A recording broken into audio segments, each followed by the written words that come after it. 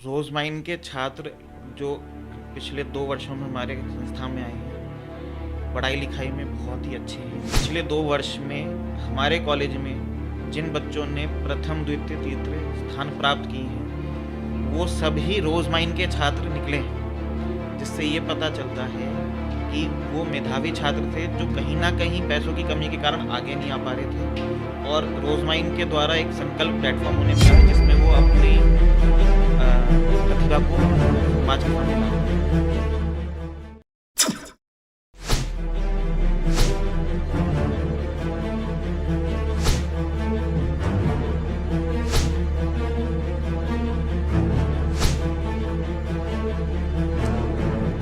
रोजमाइन educational and charitable trust के official channel पर चल रहा यह नया सीरीज, जिसमें हम आपको दिखाते हैं रोजमाइन के बारे में कॉलेज के पदाधिकारी क्या ख्याल रखते हैं। इस सीरीज को आप बहुत प्यार दे रहे हैं, इसके लिए आप सभी का बहुत बहुत शुक्रिया। आज इस वीडियो में हमारे साथ मौजूद रहेंगे ऐसे ही ये कॉलेज के पदाधिकारी। हम बात करेंगे और जानने की कोशिश करेंगे कि वे रोजमाइन के बारे में क्या ख्याल रखते हैं। रोजमाइन एजुकेशनल एंड चैरिटेबल ट्रस्ट की तरफ से आज पटना में ऑल इंडिया कॉलेज मीट का आयोजन किया गया था।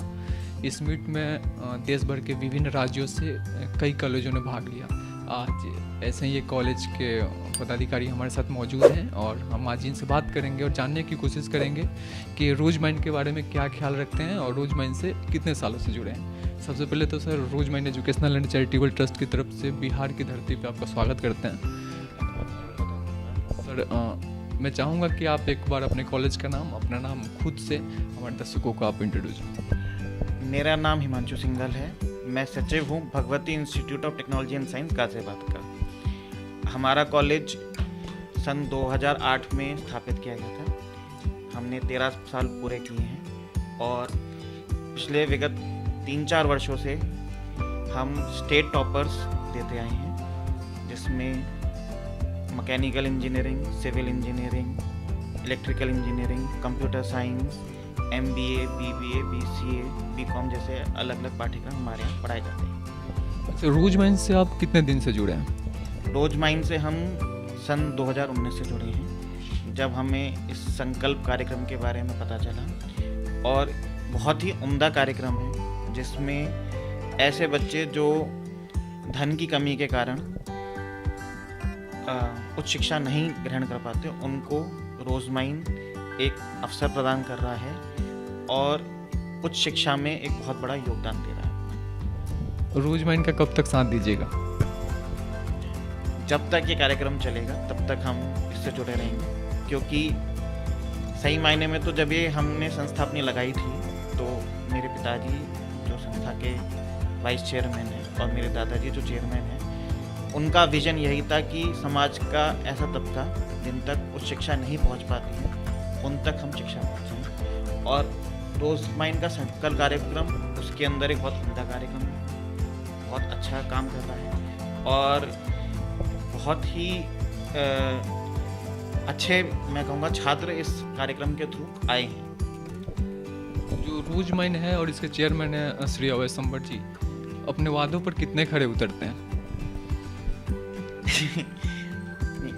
अंबर जी की जितनी तारीफ की जाए उतनी कम है, क्योंकि पहले तो ऐसे कार्यक्रम की परिकल्पना करना और उसको इतनी निष्ठा से निभाना और हम सब कॉलेजेस को मनाना कि हम अपने कार्यक्रम, अपने कॉलेज के अंदर इन बच्चों के लिए सीट अलग से निकालें, हमारे सब तक हमें अप्रोच करना, एक इतने बड़े कार्यक्रम को आयोजित करना जिसमें अलग अलग देश के कोनों से आए हुए चेयरमैन्स को एक प्लेटफॉर्म पे लेके आना और इन सब बच्चों के लिए एक कॉमन प्लेटफॉर्म तैयार करना, ये बहुत ही मुश्किल कार्यक्रम है जो अंबर साहब ने किया है। और हमारा ये 3रा वर्ष है जब उनके साथ जुड़े हैं और हमने उनके अथक प्रयास देखे हैं कि कितना वो प्रयास करते हैं बच्चों के उज्जवल भविष्य के लिए।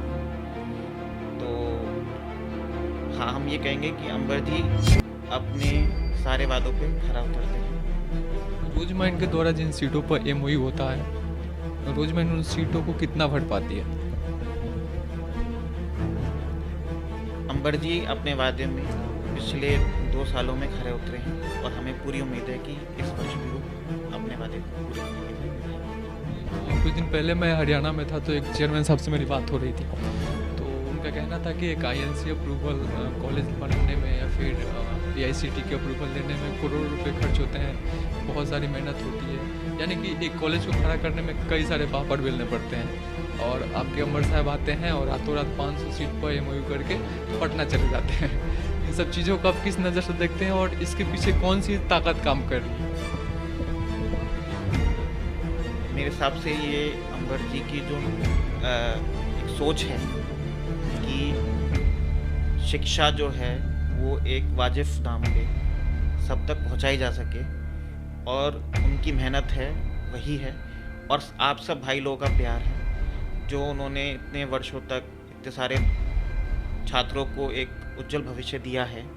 उनके अभिभावकों का जो और उनका जो अभी तक उनको फीडबैक मिला है, उसके बेसिस पे उनमें और ऊर्जा आती है, और यही उनकी मेहनत और निष्ठा है जिसकी वजह से कार्यक्रम आज इस स्तर तक पहुंच पाया है। देश के जो भी कॉलेज हैं जो स्टेट गवर्नमेंट यूनिवर्सिटीज़ एफिलेटेड हैं, उन कॉलेजों से क्या अपील करिएगा? क्या आपको लगता है कि उनको इस मिशन से जुड़कर और इसमें भागीदारी करके और इससे जुड़ना चाहिए?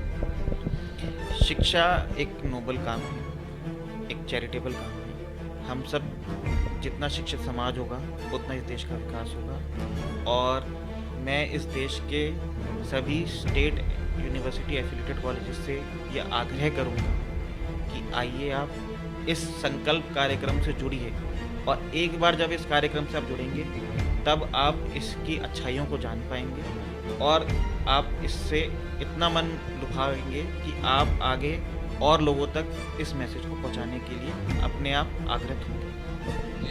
एक सवाल मैं आपसे पूछना चाहूँगा, और शायद पहली बार किसी कॉलेज से सवाल पूछ रहा हूँ कि रोजमर्रा के जो छात्र होते हैं कॉलेज में गए हुए, कैसे होते हैं? कभी इनकी वजह से कोई समस्या आई हो, ऐसा कुछ भी आपका अनुभव रहा हो? रोजमाइन के छात्र जो पिछले 2 वर्षों में हमारे संस्था में आए हैं, पढ़ाई लिखाई में बहुत ही अच्छे हैं।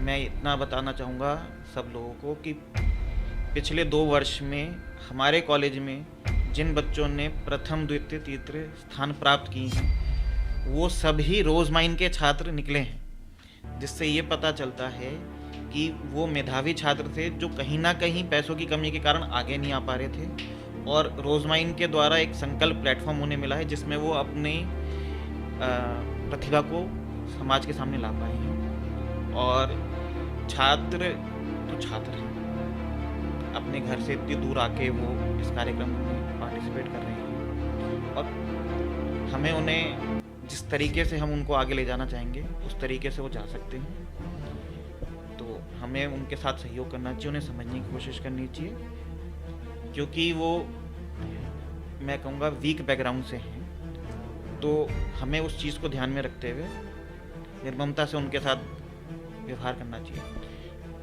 जो रोजमर्रा के जो भी छात्र हैं या फिर जो लोग रोजमर्रा से जुड़ना चाहते हैं, जो नए लोग रोजमर्रा से जुड़ना चाहते हैं और जुड़ कर के इसका लाभ उठाना चाहते हैं, लेकिन कई बार क्या होता है कि मार्केट में सब भ्रम फैला हुआ है कि जो बच्चे रोजमर्रा के माध्यम से कॉलेज जाएंगे तो उनको फर्स्ट ईयर तो फ़ी नहीं देना पड़ेगा, सेकेंड ईयर मान लीजिए नहीं देना पड़ता है, लेकिन थर्ड ईयर में डिग्री के बदले में कॉलेज उनसे पैसों की मांग कर सकता है। ऐसे कई सारे बच्चे हमसे सवाल भी करते हैं, उन बच्चों के लिए क्या कहिएगा?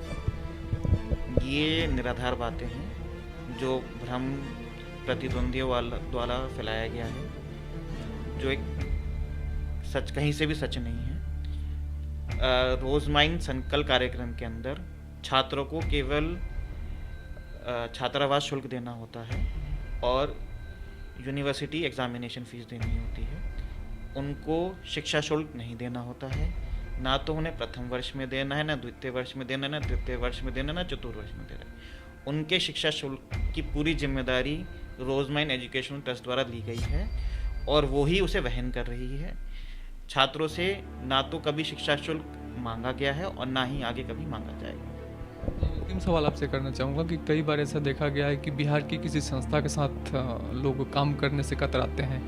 हालांकि बिहार का इतिहास काफ़ी स्वर्णिम रहा है, लेकिन बहुत सारे लोग कतराते हैं, इस बिहार के नाम से ही लोग डरते हैं, कहीं ना कहीं ऐसा इमेज बना हुआ है।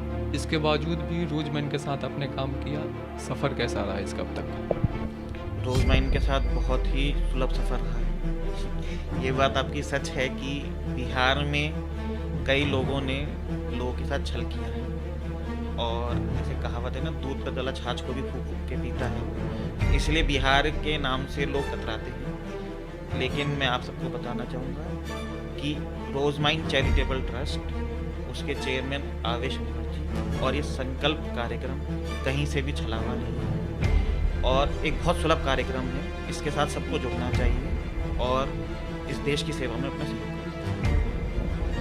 ये थे बीट से गाजियाबाद से एक पदाधिकारी कॉलेज के, जिनसे हम बात कर रहे थे, और हमने जानने की कोशिश की कि रोजमैन के बारे में क्या ख्याल रखते हैं और रोजमैन के बारे में ये कौन सी बातें आप तक पहुंचा पा रहे हैं। हमसे जुड़ने के लिए सर आपका बहुत बहुत शुक्रिया।